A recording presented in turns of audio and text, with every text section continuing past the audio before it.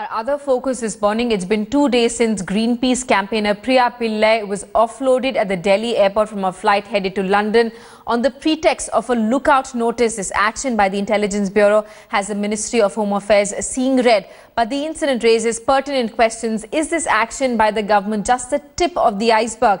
And is the Modi government unfairly targeting NGOs? Smita Sharma with this story.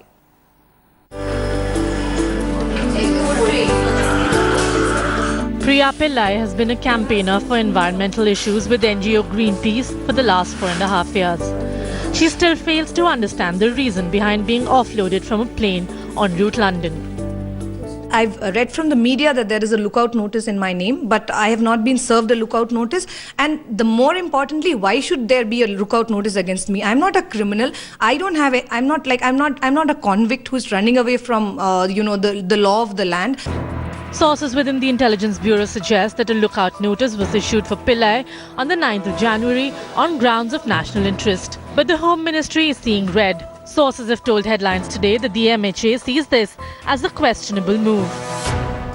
Our name has figured in the leaked IB report, which the government never acknowledged, and post that our funds have been blocked. This is a clampdown, this is a crackdown on groups who are voicing an opinion which is not in sync with the government's policy.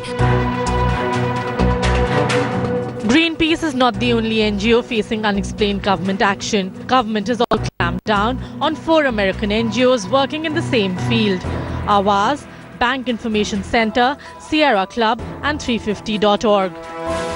Transparency in NGOs' funding sources is an issue that has found increased resonance across the political spectrum in recent times.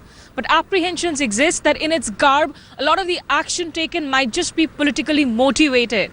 And while several American NGOs are also now targeted, this could well become a contentious issue when Barack Obama comes to town.